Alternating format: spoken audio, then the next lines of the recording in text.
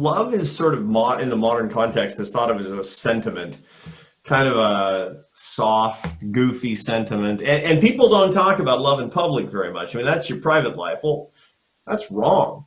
Love, according to St. Thomas Aquinas, or for that matter, Aristotle, I mean, it goes back forever, is there's nothing sentimental about it at all. It's actually tough. It's steely-eyed. To love is to will the good of another person as another person. So that not to make them a tool of your own will, but to say, okay, what's best for that person? I want it. That is the definition of what it means to love somebody else. And leaders, they better be full of love or they're going to be bad leaders. That's the bottom line. They'll be short-term coercive bullies. But if you want to be an authoritative leader, you want to bring people together, you want people to want to follow you, you got to love them. And so one of the things that I talk about, boy, Gary, this has really changed my life a lot.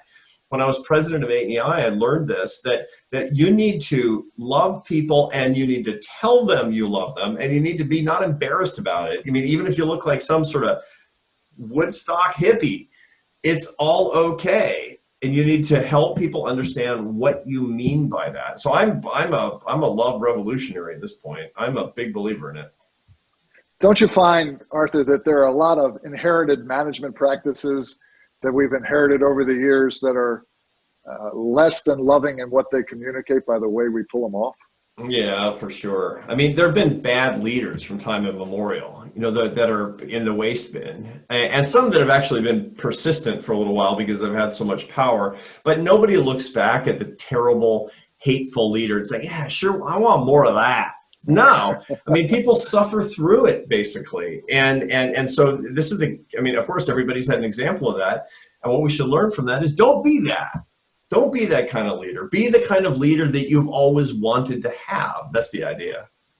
Arthur, one of the things in Love Your Enemies that was really challenging to me was your talk about contempt, as a motive almost that's anti-loving that we get wrapped up in sometimes. Yeah, contempt is the conviction of the utter worthlessness of another person. That's a definition that came from Arthur Schopenhauer, the 19th century philosopher. And when you think about it, it can sort of make sense to have contempt for somebody, that some person is worthless. And we treat other people as if they were worthless all the time. Now it's very different than anger.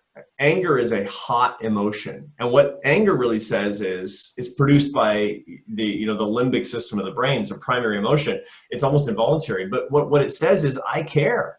I care what you think, Gary. I want to change it. And so anger actually doesn't ruin relationships. And there's very interesting research that shows that anger actually is uncorrelated with divorce. It's amazing, right? And when we think about spouses that are about to get a divorce, they're angry with each other all the time. That's actually not the problem. And the secret to my 30-year marriage to a Spaniard is the lack of correlation between anger and divorce. I mean, it's just like, man, because we're, as the psychologist would say, we're in a very hot hedonic state a lot of the time.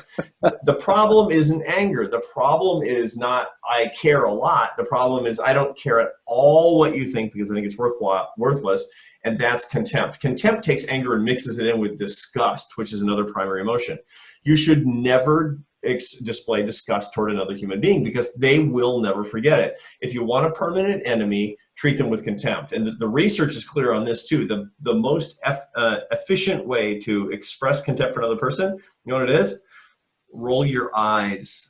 Eye rolling. That is the ultimate physical sign of contempt. And marriage specialists, they talk about the fact that if they sit with a married couple and when one talks, the other one rolls his or her eyes, that's the leading indicator that they're actually going to get divorced. And it's because of contempt.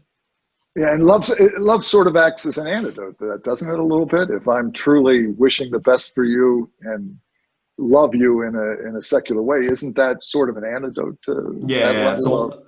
Love is also a primary emotion, but it's a positive primary emotion, and it neutralizes disgust. It doesn't neutralize anger necessarily because anger says I care, but it will neutralize disgust. You can't be disgusted by something and love something simultaneously. Now, the problem is, how do you love something when you don't feel it? And the answer is you have to will it, because remember, Thomas Aquinas says to love is to will the good of the other, not to feel the good of anything. And so that's what great leaders are able to do. Great leaders manage themselves toward greater love such that they don't create enemies and alienate people and disempower people.